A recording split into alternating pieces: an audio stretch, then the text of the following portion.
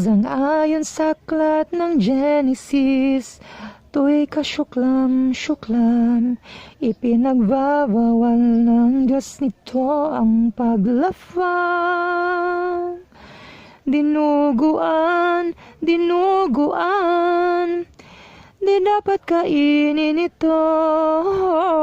Samahan mo man ang puto, ito'y kasyalanan.